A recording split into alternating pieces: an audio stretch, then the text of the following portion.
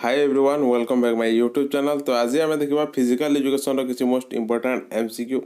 तो यहाँ आपण हेल्पफुल पार रेगुलर हाई स्कूल टीचर और एसएसटी तो आपण मैंने ये भिडियो टी नुआ देखुं गोटे लाइक एंड सब्सक्राइब करने जहाँद्वारा कि आगे एमती भिडियो सर्वप्रथम देखिपारे। और physical education Odia medium theory e books आपको दरकार तार डिस्क्रिप्शन लिंक दे देती आपण मैंने से जाकि बाय करेंगे।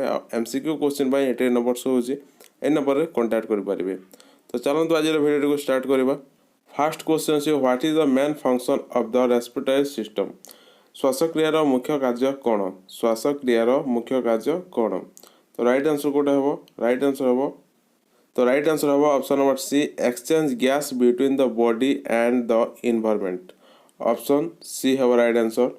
शरीर एवं परिवेश मध्य गैस विनिमय करवा यहाँ हूँ श्वासक्रियार मुख्य कार्य। रेस्पिरेटरी सिस्टम रो मेन फंक्शन होची ऑप्शन नंबर सी। देन जो नेक्स्ट क्वेश्चन को 2 नंबर क्वेश्चन अछि which of the following is not one of the 4 main type of tissue in the human body. निम्नलिखित मध्यरु केउटी मानव शरीर थिबा 4टी मुख्य टिश्यू मध्यरु गुटिए नुहे। तो जो ऑप्शन दिछि आपण मानको ए मानक मध्यरु कोडा गोटे 4 मेन टाइप ऑफ टिश्यू नुहे पचारिछि। तो राइट आंसर कोडा हेबो। तो राइट आंसर एठिरे ऑप्शन दे नाही। तो एटा ऑप्शन दे ना तो यहाँ हम ना ये आंसरटा सठिकटा ये ना। यही प्रश्न कौन उत्तर ना कारण ये 4टी विकल्प होची मानव शरीर मुख्य प्रकार tissue. Main type of tissue जो अच्छी 4 प्रकार ये 4टा होची main type of tissue. Then जी नेक्स्ट क्वेश्चन को 3 नंबर क्वेश्चन अच्छे what is the function of the pancreas. तो अग्नाशयर कार्य कौन? पैनक्रियास तार फंक्शन टी कौन पचारि। तो राइट आंसर हम produce insulin and regulate blood sugar level. Option A हम राइट आंसर। इंसुलिन उत्पादन करने एवं रक्त रे शर्करा स्तर को नियंत्रण करने होची पैनक्रियास कार्य। तो option A is correct. Next question को 4 नंबर क्वेश्चन अच्छी what is the role of the kidney in the body.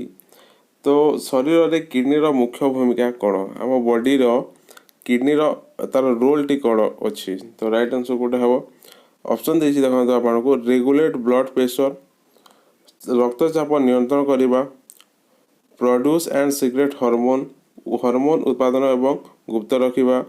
Option C अच्छी remove waste product from the blood रक्त रु वर्ज्य वस्तु बाहर करवा। डी अच्छी ऑल ऑफ द एबव।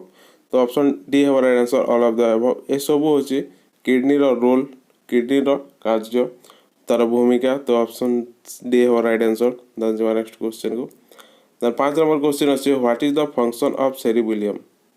तो आपन को क्वेश्चन टी कहि सेरिबेलियम रो कार्य कौन? फंक्शन फंक्शन पचारि सेरिबेलियम रो कार्य कौन? तो control voluntary muscle movement and coordination. Option A है राइट आंसर। स्वेच्छाकृत गतिविधि एवं समन्वय को नियंत्रण करवा अच्छी सेरिबेलियम रो कार्य। तो ऑप्शन ए इज करेक्ट।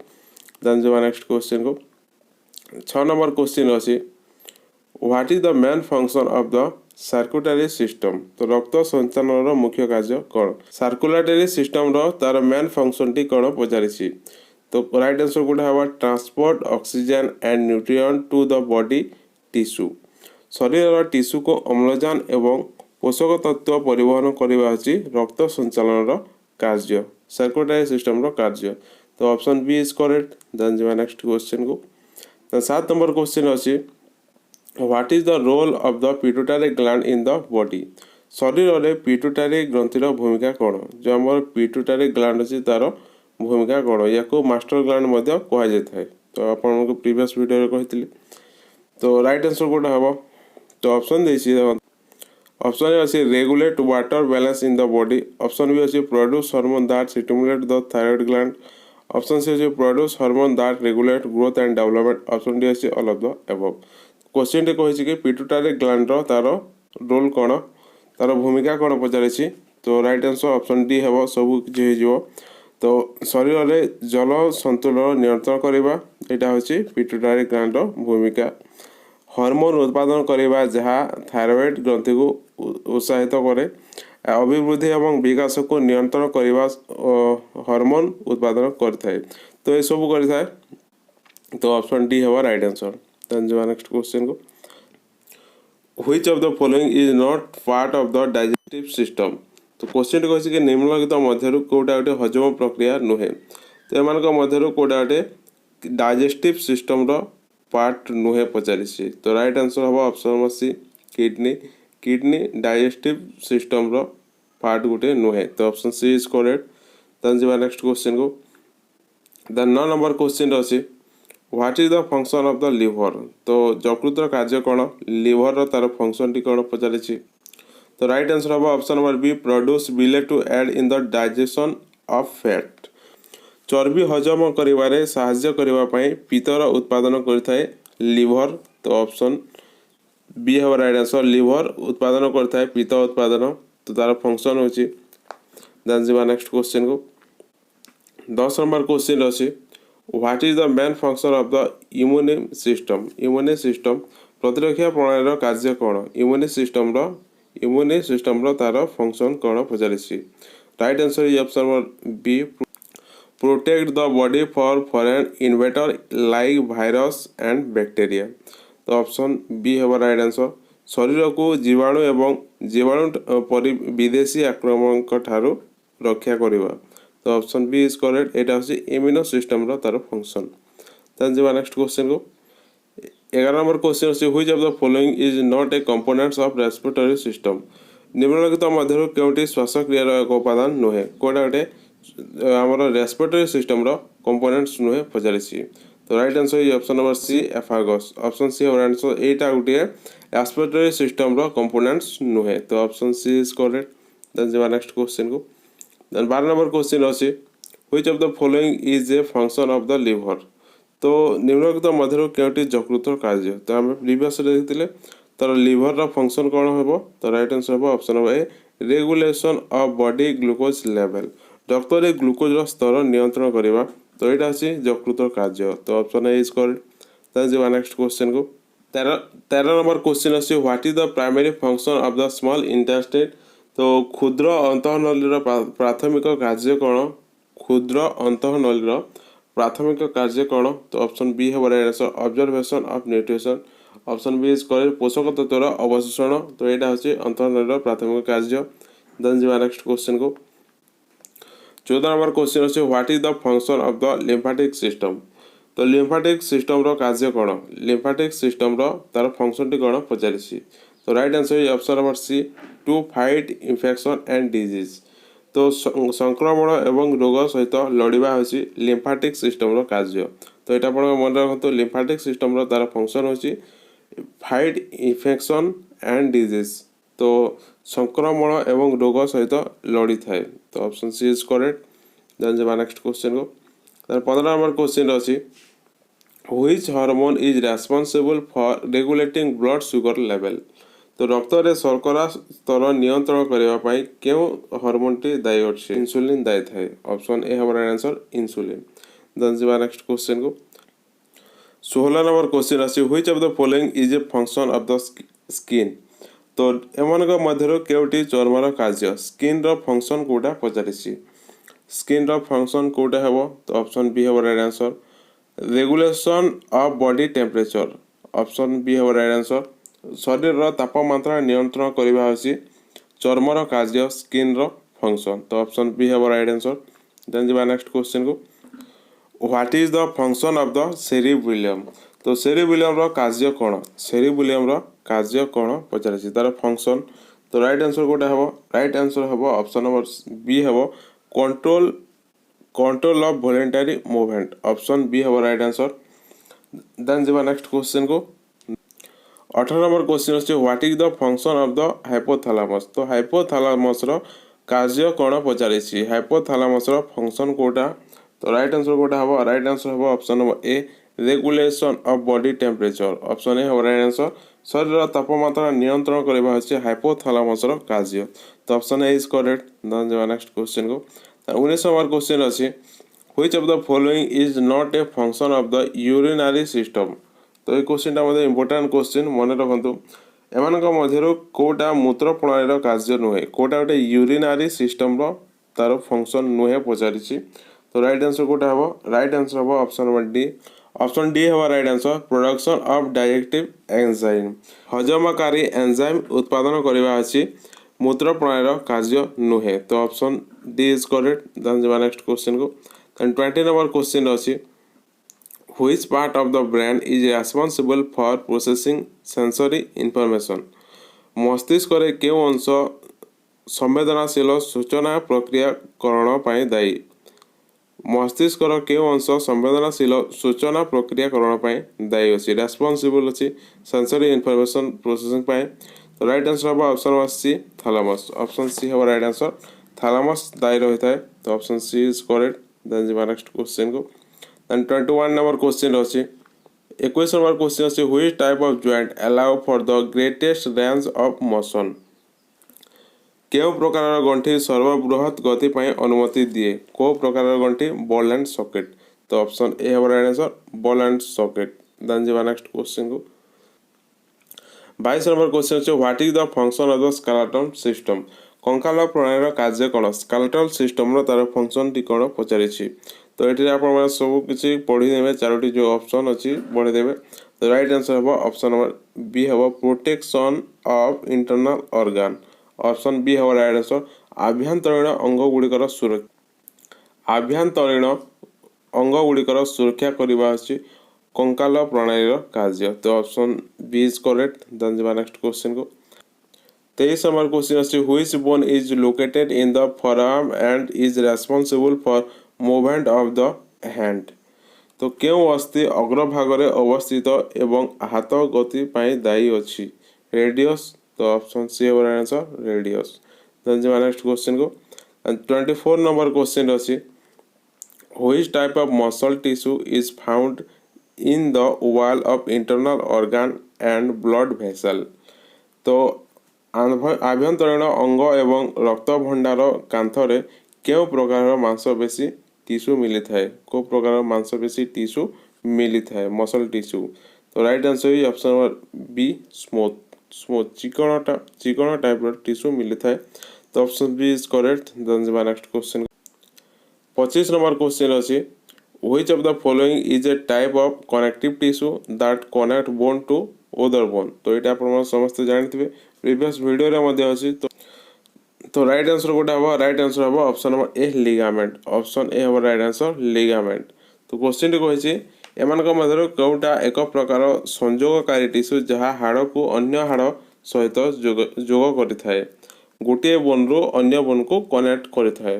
तो कोउटा पचारिछि लिगामेंट हेबो देन जी नेक्स्ट क्वेश्चन को 26 नंबर क्वेश्चन अछि which of the following is a not a components of mental toughness निम्नलिखित मध्यर केउटे मानसिक द्रुततार उपादान नुहे मेंटल थॉगनेस रो कंपोनेंट्स कोउटा गुटे नुहे पचारिछि तो right answer is option number D physical strength option D है राइट आंसर फिजिकल स्ट्रेंथ एटा मेंटल थॉगनेस रो गुटे कंपोनेंट्स नुहे देन जी नेक्स्ट क्वेश्चन को 27 नंबर क्वेश्चन अछि which of the following is not a common goal in sports psychology क्रीड़ा मनोविज्ञान रे निम्नलिखित मध्यरु केउटी साधारण लक्ष्य नुहे कोटाटे स्पोर्ट्स साइकोलॉजी रे कोटाटे कॉमन गोल नुहे पचारिछि right answer is option number D promoting weight loss option D है राइट आंसर ओजन ह्रास प्रोत्साहित करबा एटा होछि साधारण लक्ष्य नुहे साइकोलॉजी रो स्पोर्ट्स साइकोलॉजी रे साधारण नुहे देन जी नेक्स्ट क्वेश्चन को 28 नंबर क्वेश्चन अछि which of the following is an example of an interesting motivation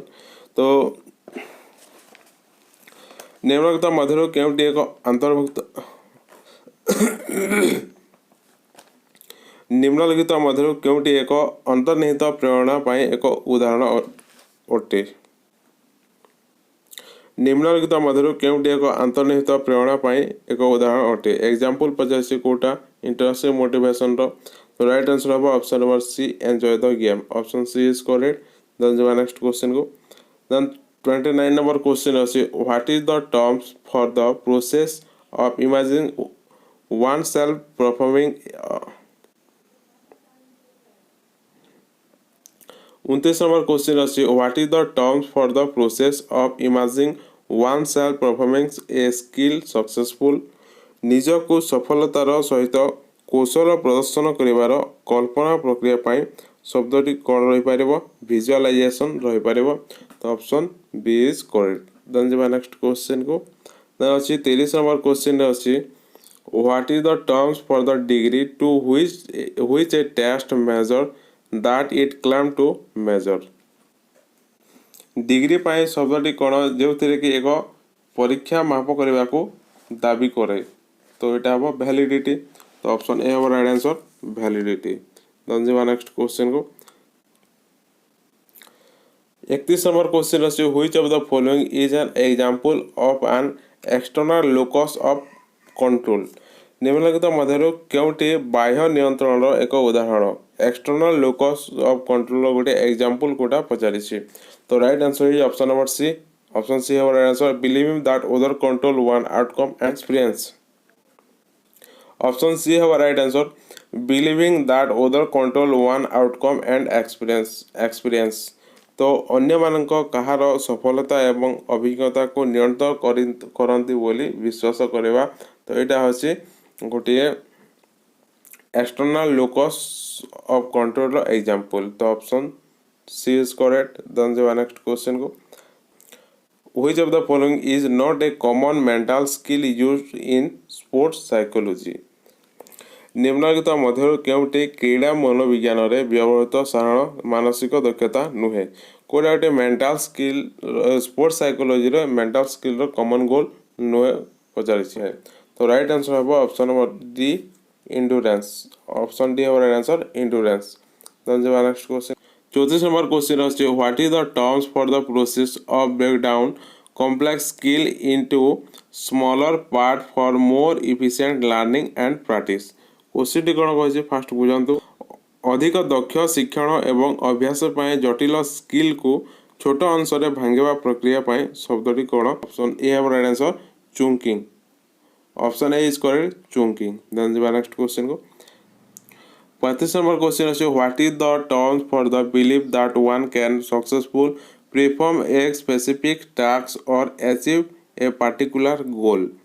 question टी कहे कि विश्वासर शब्द कौन जे जड़े सफलतार सहित एक निर्दिष्ट कार्य संपादन करिपारे किंबा एक निर्दिष्ट लक्ष्य हासिल करिपारे। तो सेल्फ इफिशिएंसी आत्मदक्षता।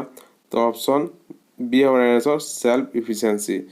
देन जी नेक्स्ट क्वेश्चन को 36 नंबर क्वेश्चन अच्छे which of the following is not a components of effective communication in sports. निम्नलिखित मध्य केउटी क्रीडार प्रभावशाली जोगाजोगर एक उपादान नुहे स्पोर्ट्स रे कम्युनिकेशन कोटा गोटे कंपोनेंट्स नुहे पचारि इफेक्टिव कम्युनिकेशन इन स्पोर्ट्स पचारि। तो राइट आंसर हम option number C aggressive language. Option C हम राइट आंसर एग्रेसिव लैंग्वेज आक्रमणात्मक भाषा एटा यूज करवा ठीक नुहे कम्युनिकेशन करवा ठीक नुहे स्पोर्ट्स रे। तो option C is correct. Then next question को देन 37 नंबर क्वेश्चन अच्छी what is the terms for the process of a using physical relaxation technique to reduce muscle tension and calm the mind.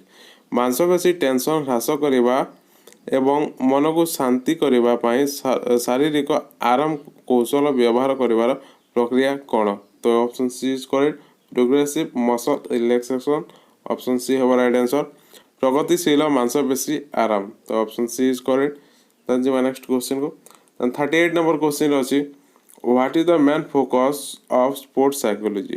क्रीड़ा मनोविज्ञान मुख्य ध्यान कौन sports psychology main focus टी कौन पचारि। तो आप चारोटी ऑप्शन पढ़ीदेवे। राइट आंसर हम improving athletic performance. Option A है राइट आंसर एथलेटिक प्रदर्शन को उन्नत करवा क्रीड़ा मनोविज्ञान मुख्य ध्यान मेन फोकस होची स्पोर्ट्स साइकोलॉजी। देन जी नेक्स्ट क्वेश्चन को 39 नंबर क्वेश्चन अच्छी which of the following is not ए की कंपोनेंट्स ऑफ मेंटल थकनेस। निम्नलिखित मध्य केउटी मानसिक दृढ़तार एक मुख्य उपादान नुहे मेंटल थकनेस कोटा गोटे आमर कंपोनेंट्स नुहे पचारि। तो राइट आंसर हम ऑप्शन नंबर डी संपूर्णता। Option D is correct. Then जी नेक्स्ट क्वेश्चन को 40 नंबर क्वेश्चन अच्छी which of the following is an example of an external cue in sports psychology. तो ये कहे कि निम्नलिखित मध्य केउटी क्रीड़ा मनोविज्ञान एक बाह्य सूत्रर उदाहरण। तो कोटा स्पोर्ट्स साइकोलॉजी एक्सटर्नल क्यूर गोटे एग्जांपल पचारि। तो राइट आंसर कोटा हम। तो राइट आंसर हम ऑप्शन नंबर सी हम opponent body language option C ହେବ ଆନ୍ସର ଅପୋନେଣ୍ଟ ବଡି ଲାଙ୍ଗୁଏଜ ବିରୋଧୀଙ୍କ ଶରୀରର ଭାଷା ତ ବିରୋଧୀଙ୍କ opponent body language sports psychology रे एक बाह्य सूत्रर उदाहरण अटे तो option C is correct then जब नेक्स्ट क्वेश्चन को तार 41 नंबर क्वेश्चन अछि which of the following is an example of a positive self talk in the sports psychology क्रीड़ा मनोविज्ञान रे निम्नलिखित मध्यरु केउटी सकारात्मक आत्म कथावार्तार एक उदाहरण कोटा गोटे सेल्फ टैग्र पॉजिटिव सेल्फ टैग्र एग्जांपल पचारिछि तो राइट आंसर कोटा हबो राइट आंसर हबो I can do this option C right answer I can do this मु यह करि पारिबी तो एटा हबो तो option C is correct then next question 42 number question अछि what is self efficiency in sports psychology क्रीड़ा मनोविज्ञान रे आत्मदक्षता कोन क्रीड़ा मनोविज्ञान रे आत्मदक्षता कोन स्पोर्ट्स साइकोलॉजी रे सेल्फ एफिशिएंसी कोन the believe in one ability to success in a specific situation or task option A हेबो यार राइट आंसर एक निर्दिष्ट परिस्थिति किंबा कार्यर सफल हेबार सामर्थ्य उपर विश्वास करबा अछि क्रीड़ा मनोविज्ञान आत्मदक्षता पचारि सेल्फ एफिशिएंसी पचारि तो से ऑप्शन ए हेबो राइट आंसर देन जी नेक्स्ट क्वेश्चन को 43 नंबर क्वेश्चन अछि what is the role of a goal setting in sports psychology क्रीड़ा मनोविज्ञान रे लक्ष्य स्थिर करिवार भूमिका कोन सो स्पोर्ट्स साइकोलॉजी रे गोल सेटिंग रो मेन रोल टी कोन पचारि तो राइट आंसर कोटा हेबो तो एठी आपन को ऑप्शन देछि देखंतु to provide motivation and focus for the athlete option B अछि to ensure that athlete set realistic expectation for themselves option C अछि to reduce anxiety and stress in athlete option D अछि all of the above तो right answer कोटा हेबो right answer हेबो option number D हेबो right answer तो केमिति हेबो देखंतु क्रीड़ा मनोविज्ञान लक्ष्य स्थिर करिवार मुख्य भूमिका कोन अछि ना एथलीटों पाए प्रेरणा एवं ध्यान प्रदान करने सुनिश्चित करने को जो एथलीट निज पाए वास्तव एवं आशा स्थिर करने एथलीटों मध्य चिंता एवं चाप को ह्रास करने तो ये सब हो क्रीड़ा मनोविज्ञान लक्ष्य स्थिर कर तो ऑप्शन डी इज करेक्ट तो ये आज किसी क्वेश्चन जब भिडियोटी आपको भल लगे गोटे लाइक एंड सब्सक्राइब करने जहाँद्वारा कि आगे मत वीडियो सर्वप्रथम देखिपारे और फिजिकल एजुकेशन एमसीक्यू क्वेश्चन आप नंबर कांटेक्ट करेंगे 9668014108 ए नंबर कांटेक्ट करेंगे आ थ्योरी बुक्स डिस्क्रिप्शन में लिंक देती आउ ये जो पीडीएफ देखुं ये पीडीएफ दरकार डिस्क्रिप्शन टेलीग्राम चैनल लिंक अच्छी आपड़ी जॉइन हो देखिपारे ये पीडीएफ डाउनलोड करेंगे तो मिलते हैं अगले वीडियो में तब तक